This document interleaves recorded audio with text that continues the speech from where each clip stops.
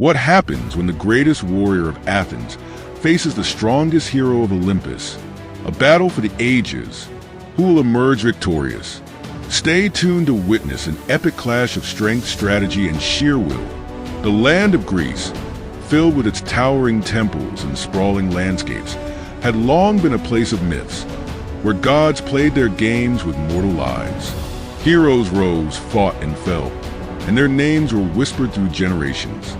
Two among them stood above the rest: Hercules, the son of Zeus, unmatched in strength and endurance, and Theseus, the cunning warrior whose wit had led him to victory over the Minotaur and numerous foes. Though they were both champions of the land, their paths had never crossed in conflict until now. The sun hung high over the battlefield, casting long shadows across the valley where the two greatest warriors of Greece stood. The air was thick with divine energy, the weight of the gods' watchful eyes pressing down on the land. Every gust of wind carried whispers from Olympus, murmurs of curiosity and amusement from deities eager to witness the clash of two legends.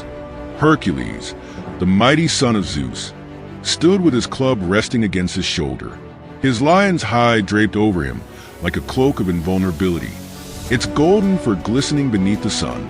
His massive frame, sculpted by battles against beasts and gods alike, radiated an aura of raw, unstoppable power.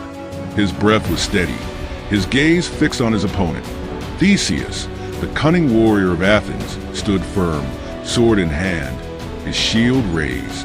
His muscles, though not as massive as Hercules, were honed from years of battle.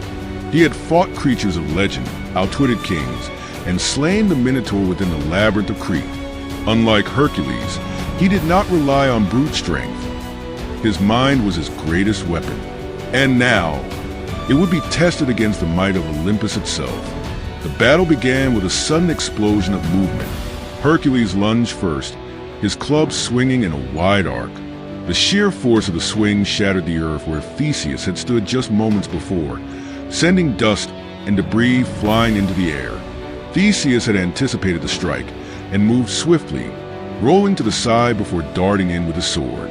He aimed for Hercules' exposed side, but the lion's hide deflected the blade as if it were striking steel. Hercules countered with a powerful backhand, his massive arm cutting through the air like a battering ram.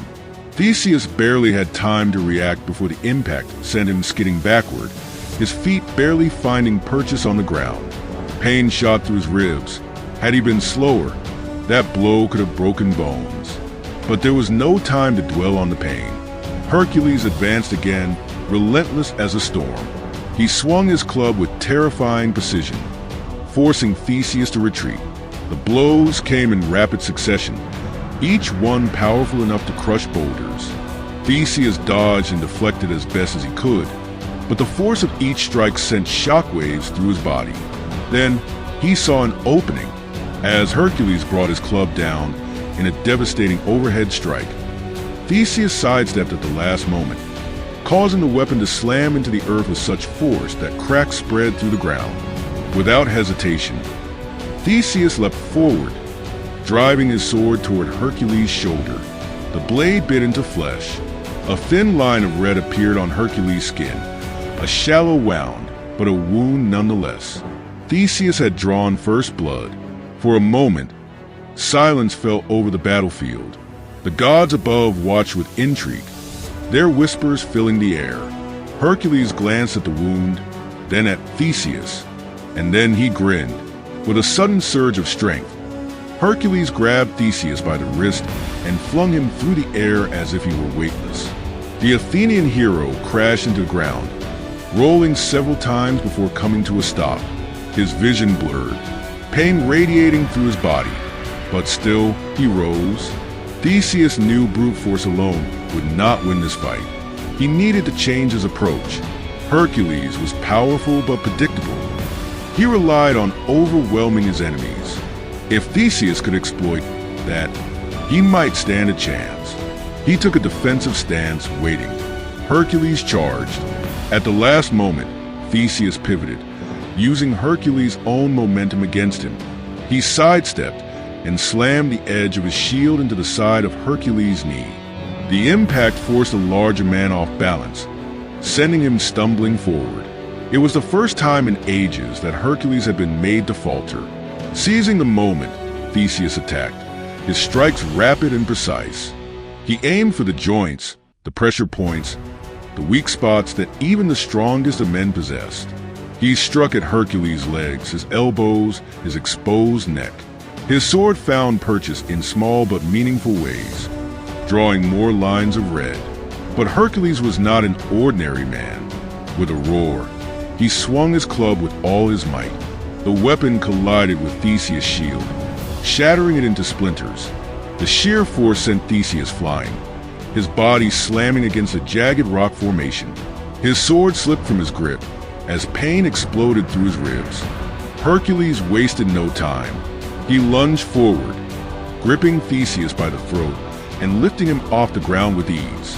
The Athenian warrior struggled, gasping for breath, his feet dangling above the earth. "This is over," Hercules said, his voice steady.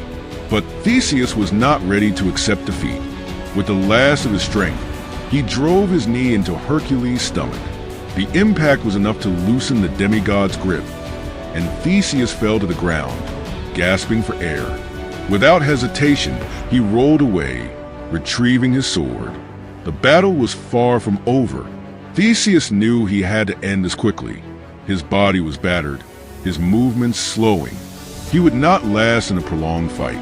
Summoning his last reserves of energy, he charged at Hercules. The son of Zeus met him head-on. The final clash shook the heavens. Theseus struck first, his sword cutting through the air in a blur. But Hercules, faster than any man had a right to be, caught his wrist mid-swing.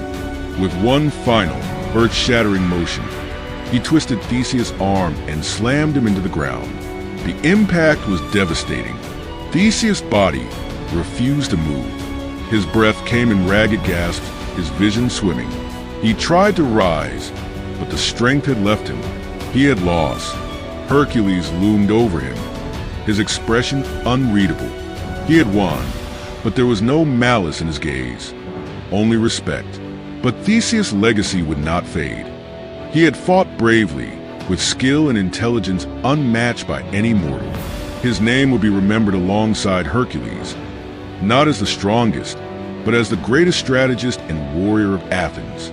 As the sun dipped below the horizon, casting long shadows over the battlefield, Hercules extended his hand, and Theseus, with the last of his strength, took it.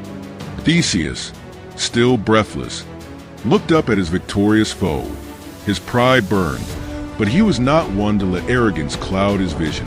He had fought with everything he had, and in that moment, he realized that losing to Hercules was no dishonor. Slowly, painfully, he reached up and grasped Hercules' hand. With a firm grip, Hercules pulled him to his feet. The gods above, who had watched in silent anticipation, murmured amongst themselves. Ares, always one to admire battle, nodded in approval. Athena, the goddess of wisdom, observed Theseus with quiet pride. He may not have won, but he had earned the respect of the greatest warrior in Greece. The two warriors stood facing each other. No words were needed. The battle had spoken for them. In the distance, the sky darkened as storm clouds gathered. Zeus had witnessed the battle, and the rolling thunder was his acknowledgement of his son's triumph. But even the king of the gods could not deny the valor of Theseus. As the first droplets of rain touched the earth, cooling the heated battlefield, Hercules turned away. He had won, but there was no need to boast. Victory meant nothing without honor, and Theseus had earned his. Theseus watched as the son of Zeus walked away, his form disappearing into the horizon. His own journey was not yet over. Though he had lost, he knew this battle would only add to his legend. He would return to Athens, not as the man who lost to Hercules, but as the warrior who had stood against him and fought with everything he had. The battlefield lay in ruins. The dust had begun to settle, revealing the scars of a battle that would be remembered for generations. The very earth bore witness to the struggle between Theseus and Hercules. with deep craters where weapons had struck and shattered rock where blows had landed. The air was thick with the scent of sweat and blood, a silent tribute to the intensity of the fight. And so, as the rain began to fall in earnest, Theseus picked up his sword, steadied himself, and took the first step back toward his destiny. The battle was over, but the legend would never fade.